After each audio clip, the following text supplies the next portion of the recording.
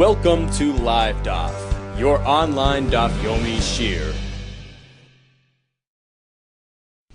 Shalom Aleichem. Welcome back to today's DAF, Hayomi KIDDUSHIN DAF Pei. We are holding on Ayin Tesamad Beis on the very last line, Omar Reish Lakish. This is continuing yesterday's discussion. We have a wife coming back from out of town with some kids, hanging on to her. We assume those are her kids. So if she's certified, miyuchas, kosher, likewise the kids. Amar Reish Lakish. When do we rely on this indicator that when the kids are krucha nachareha, they're hanging on to her, hanging around her, that's an indication that in fact they are her kids. Leishano, that only applies in some cases. Leishano ala b'katshei hagvul. That presumption is valid with respect to granting them access to kachei hagvul, which is a term used to describe teruma, which is consumed throughout the territories, as opposed to just in Beis Hamikdash or Yerushalayim. So basically, if the isha is kosher for this man who is a kohen, likewise her kids are presumed to be kosher rather than being chalalim. So if they're kosher, they can have truma. But when it comes to yichus, let's say there's some daughters there, we can't just marry them off to kohanim, assuming they're okay. We have to bring a raya, we have to certify, we have to confirm their status. So when it comes to yichus, we're more machmer, we have higher standards in order to preserve the integrity of Klal Yisrael's families and the kahuna standards. We're machmer. We find many places the Gemara uses that term ma'ala also b'yichus. When it comes to yichus, we're even more stringent than other things. So no certification without confirmation. For Rabbi Yehuda Amar afilu b'yichus, Rabbi Yehuda disagrees. This serves as a raya with respect to everything, including yichus. V'azda Rabbi Yehuda tamei, and he follows his shita. Damar chiba Amar Rabbi Yehuda. The power of chazaka is so strong. The fact that these kids are treating this woman as their mother is such a strong indication. Malkan al chazakis. We even give malkis based on chazaka. Soiklin v'soifin al chazakis. Bezdin applies all types of capital punishments. Skila, sreifa, based on chazaka. We're going to see soon what this means. Ve'ein soifin truma al chazakis. However, according to Rabbi Yehuda, when it comes to burning truma, we don't do that based on chazaka. Okay, we'll see that soon. So we see that according to Rabbi Yehuda, chazaka, the power of perceptions. When something has an established track record, it's valid with respect to everything, even yichus. Explains the Gemara, Malkan al chazakis. What does that mean? Rabbi Yehuda, Rabbi Yehuda, huchsaka nida b'shchanesel. An isha is presumed to be a nida based on the fact that she's wearing her big day nida, which she usually wears when she's in that status, and her neighbors took notice. That establishes her chazaka. She's presumed a nida, ba'ala, loike oleh mishum nida. If husband violates the halachas of nida with her, he gets malchus. Based on what? It's not a confirmed situation. We don't have a confirmed information, but the chazaka is so strong, it could even generate malchus.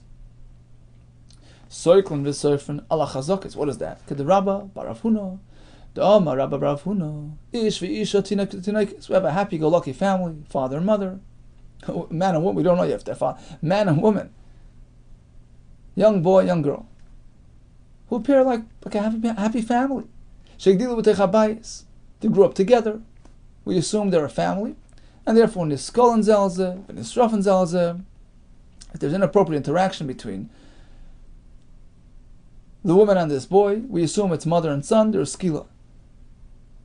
The man and his daughter, we assume they're relatives, there's streifa. Based on what? On perceptions, on presumptions, on chazakas. Rab Shimon Pazi, Rab Shimon Levi. In fact, it was a story. Mishum Bar Kapara, Maaseh Bisha Achas, Shabbos Yerushalayim. It was an incident with a woman arrived to Yerushalayim, V'tinoik, and a young boy, Murkav Lak Seifa, riding on her shoulders. They assumed it's her son. Vigdilasa, she raised him. Uba Ela, and they interacted together as married. Vavim Bezin Muskolim, and they did skila on the Isha. That's not because he was confirmed as her son. Because he was hanging around with her, treating her as a mother. That's enough for us. So bottom line, Rabbi Yehuda holds chazaka, perception, an established track record is sufficient for all these things. Malchus, skila, shreifa, yichus. But ve'in soifrin truma la chazakas. Chazaka is not enough to burn truma. Damar Rav Shimon ben Lakish, soifrin al chazakas. He holds you do burn truma based on a chazaka. Rabbi Yehuda Omer, no, ein soifrin truma. We don't burn truma based on chazaka. And Rashi explains, for instance, you have a batter, you have dough of truma sitting in the house, and some toddlers were tinkering with the truma dough. There is a chazaka that they made a tummy because typically, kids roam around, they touch things which are tummy in the garbage. So that presumption, that chazaka, would be reason to consider the truma tummy. But according to Rabbi Yehuda, we don't actually burn the truma because there is also a counterfactor. The truma had a chazaka of being tahir until now, so we sort of put it in limbo. We don't burn it, but we don't eat it either. V'azlo tamayu, and both these shitas, Rish Lakish and Rabbi Yehuda, are following their respective shitas. Desnan, we have a Mishnah T, Naik Shnimtza. B'tzad ha'isa.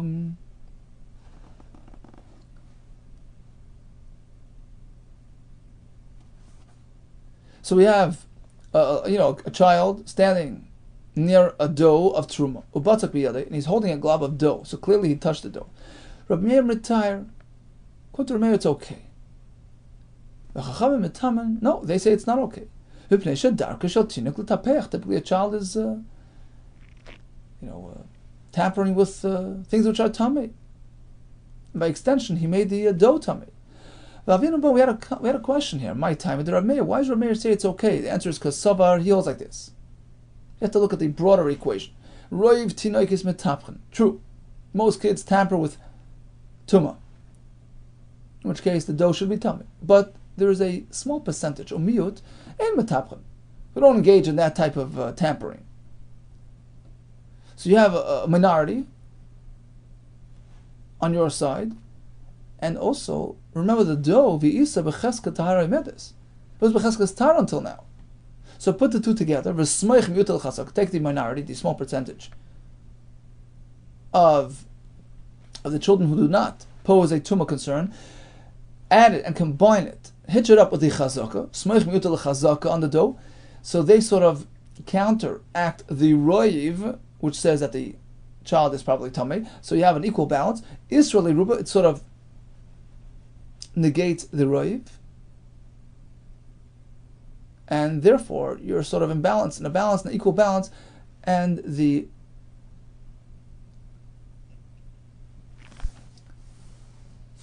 dough is not presumed to be tummy.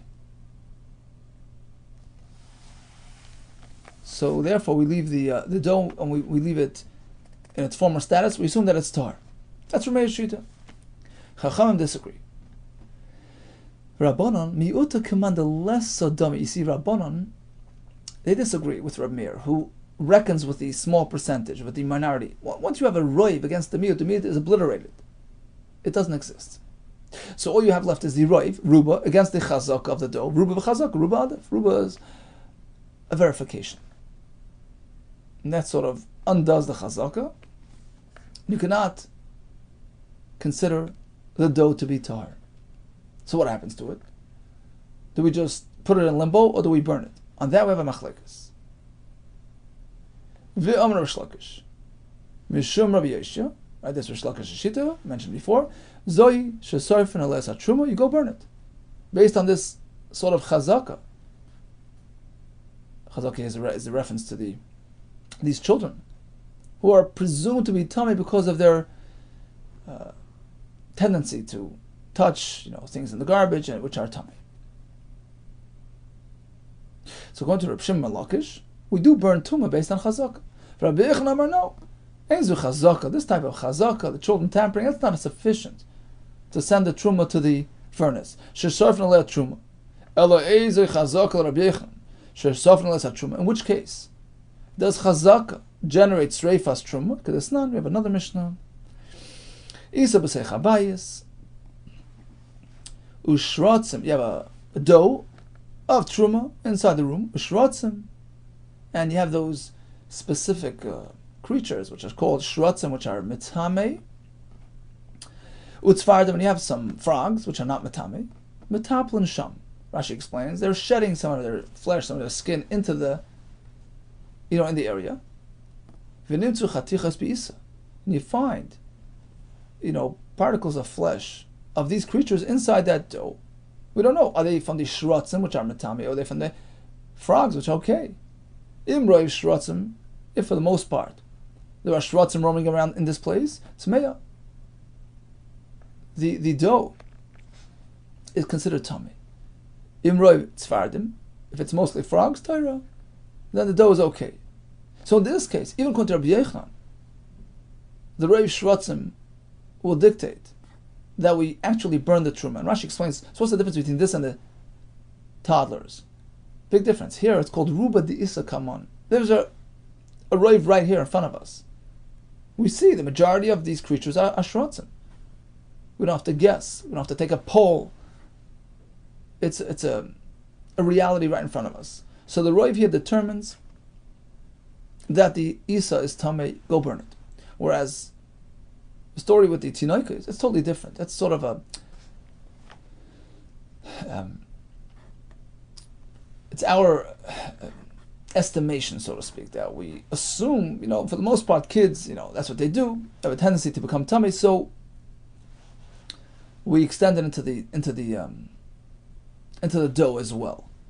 But that's called ruba de lesa kaman. It's not a rave that's actually here in front of us. We don't have, most of the kids in the world standing in front of us to determine that. That's a sort of a weaker rave, and in that case, Rabbi Yehuda holds it's not enough to send the truma to the furnace. Tani kavasid Rabbi Yehuda. We're going to have a right to Rabbi Yehuda that it's only going to be toilin. We're going to, sort of put it aside. We're not going to burn it. Shnei dvarim, in two instances, ein bohem das lishel.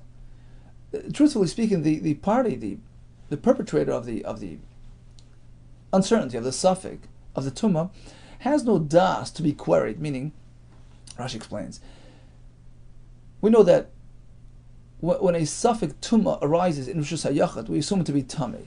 We learn it from the story of Saita, where we have a similar situation. But provided, it only works provided the individual or individuals involved in this episode can be questioned, can respond to questions. They have das. The pasuk says, Yosef das, Yosef ma'achiv. The more das, the more trouble. You have das, then you're in trouble. If you can answer when confronted, then in that type of case, it's halacha. So in that case, when there's a suffix tumah involving you, we assume it to be tummy. But when there is no das to that party or that perpetrator, let's say a creature or a small child, then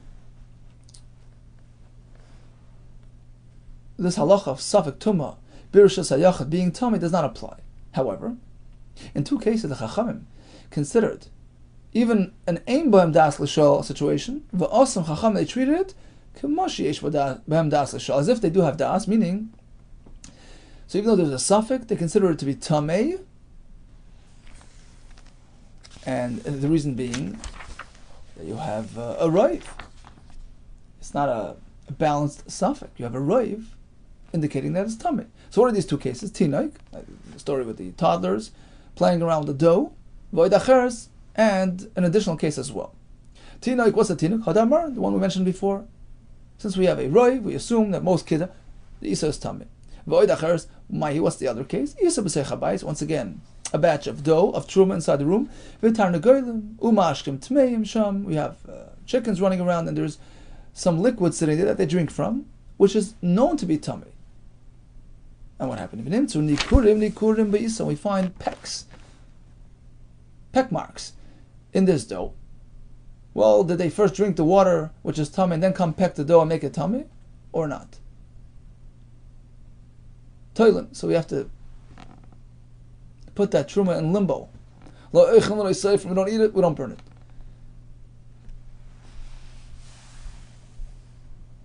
So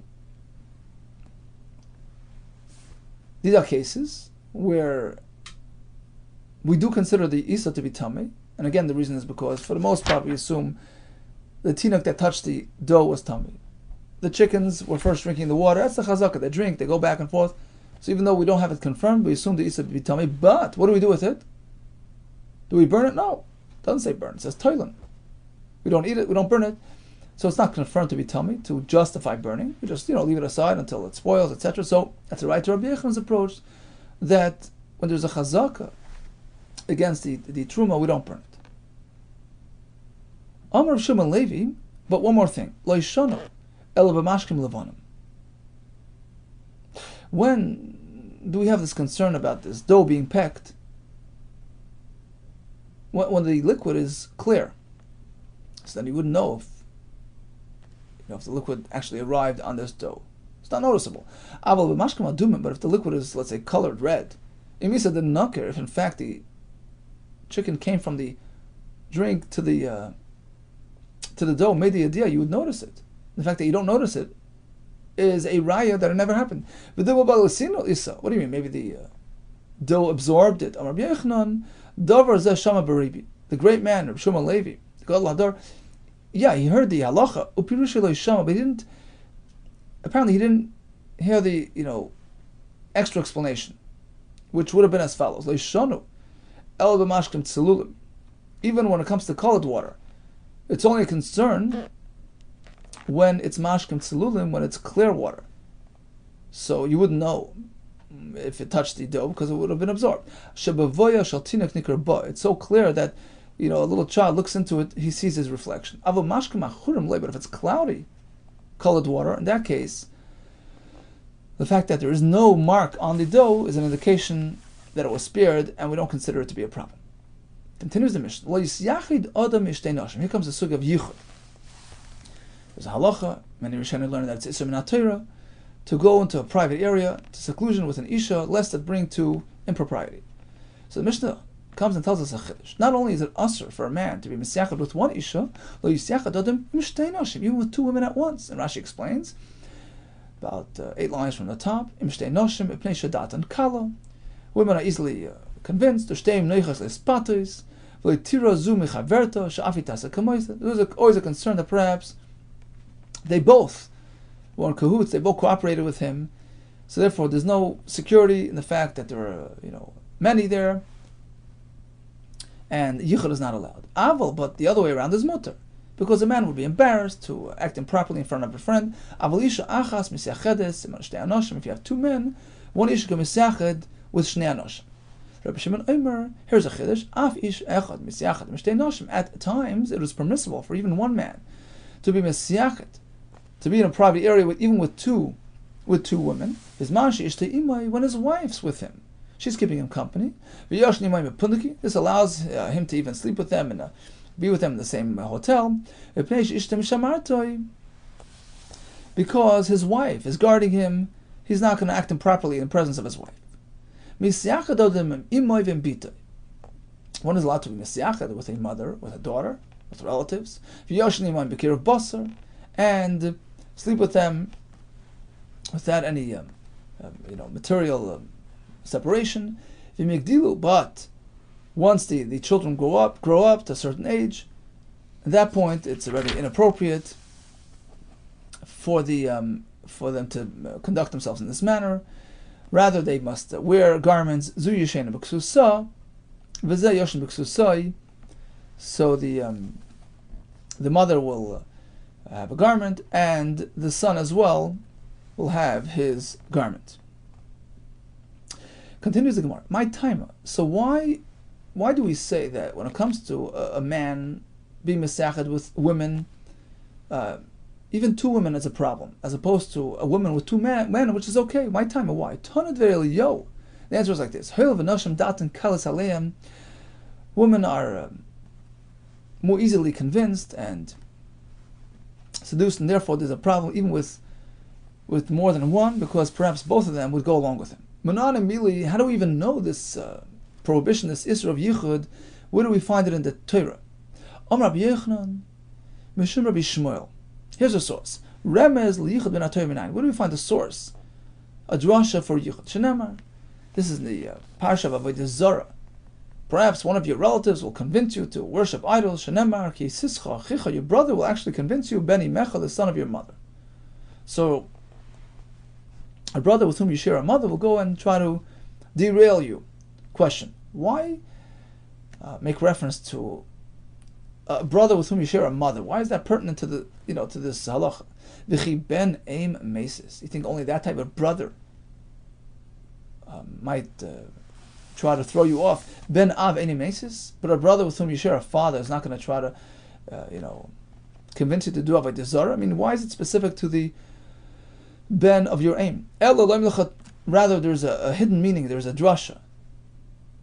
Ben aim, a son spends time with his mother in closeness. There's no problem of yichud. Ben b'syachad imimoy. V'asal is yachid only with her mother because she's a relative. But v'asal is yachid imkol arayah shebetorah, in contrast to other arayahs which is asur. So that's the point of the pasuk, to tell you isur yichud. Now, pashta the krova maiksiv. There's always a simple meaning to the pasuk. So why does the pasuk, in fact, point to ben aim with respect to you might convince you to do avodah zarah? Why is this unique to ben aim, a brother with whom you share a mother? Amar Abaye, let me buy you comment. The Torah is highlighting something to you. Let me buy you ben av. Needless to say, don't listen to a brother with whom you share a father. The son-in-law, he dislikes him. He dislikes you because you're taking away from his future inheritance, right? And certainly there's good reason to believe that he's trying to, derail you, give you bad advice, get you in trouble. Ela afilu ben aim. The chiddush is even a brother with whom he only shares a mother. Well, there's no competing factor there. The law is son-in-law, doesn't dislike him. He's not taking away his Yerusha. Aim Matzai, so perhaps he should be tempted to listen to his brother when he missionarizes him. The Chiddush says, no, Torah is warning you against all missionaries. Don't pay heed. So now the Mishnah, which tells you that a man cannot be mesachad with two women, seems to be a point of disagreement. Perhaps this halacha in the Mishnah is the like Abishol. It's not following Abishol. It seems to allow it. The son, you call shloshim yom. If a newborn passed away within 30 days of birth.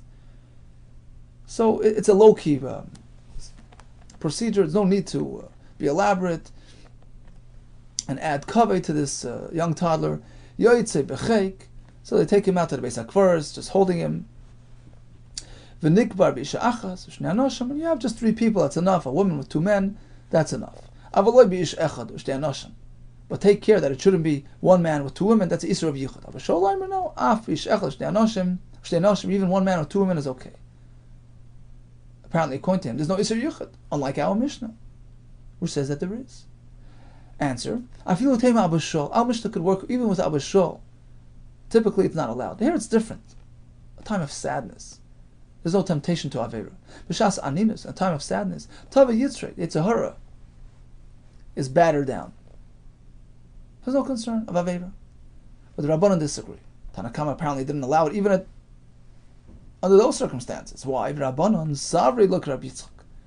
They follow Rabbi Yitzchak's lesson. Rabbi Yitzchak, Ma Yisoinen, it's a pasuk in Eicha. What does it mean? Ma Yisoinen Adam Chai Gever al Chatov. Yisoinen is lashon of aninus, sadness, mourning. Afilu b'shas aninus soishal adam, even when he's in a time of mourning. He doesn't rest, he doesn't sleep. Yitzrei miskaber olav, and therefore care must be taken even under that circumstance. What does he do with this pasuk? Ki ksivahu. The pasuk is alluding to a totally different point. When a person complains chas v'shalom about Hashem's conduct with him, life's difficult, and he complains, and the pasuk is responding to that. Look, be grateful for what you have. What's the point of complaining about Hashem? Does this complainer even think for a second, was he good with Hashem? Did he overcome his temptation to Aveira? Let him be happy with what I gave, the life that I gave him until now. So that's the point of the pasuk. Nothing to do with it's a horror with yichud. Rabbanon respond by saying that even when things are sad and in mourning, there's still a temptation and concern for Avera. We have a story to back it up. Kahu Masa, there was a story that it said this woman who was on her way to do Avera with these men. Dav Uvda, there was a story, Va'afikte, and she went out with her baby to the Beis HaKvaros, pretending that he was mace, that he passed away, and she went out with the man to bury him, supposedly to bury him, and she behaved improperly out there. So apparently, there's always a chashash that so this is another point that perhaps it's not even a real thing; it's a pretense, and therefore the concern is still applicable. Aval isha achas, but the reverse is okay. One woman with two men, because they're sort of guarding each other. That's only if they're upstanding people. If they're careless people, spiritually careless, if you have 10 people, you can't be confident. Hava Masa, in fact, there was a story of you have 10 Anoshim who carried out an Isha, pretending that she had passed away, and they took her out, supposedly to the Beis HaKvaros, and they were mekalkel with her, did Avera with her, so apparently, numbers don't really help us, unless they're ksherim, they're known to be a man of integrity. Amar Rabbi Yosef Teda, I'll prove to you that this is true. I'll prove to you that it's not a matter of numbers. Sometimes you can have many people, but they're not embarrassed of each other.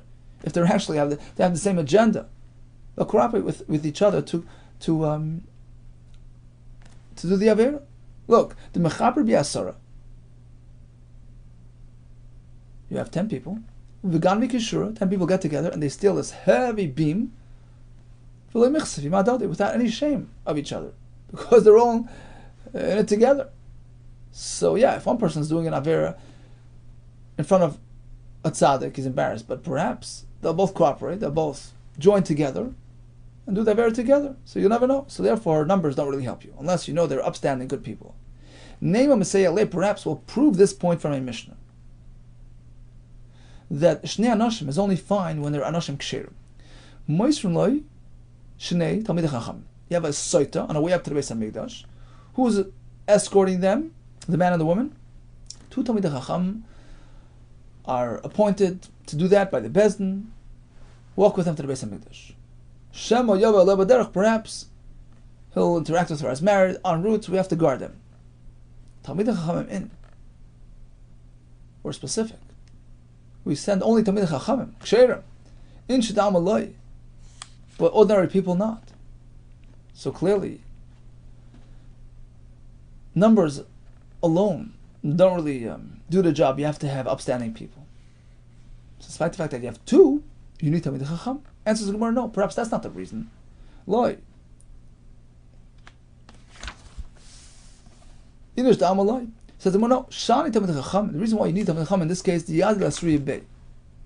There's a specific need in this case because they have to be well versed in the halachas. If they see this man and this woman interacting, they have to go and tell, look, 1 second, you're not allowed to do that, otherwise you're going to undo the whole system. The waters that shall drink at the Beis Mikdash is no longer going to be effective.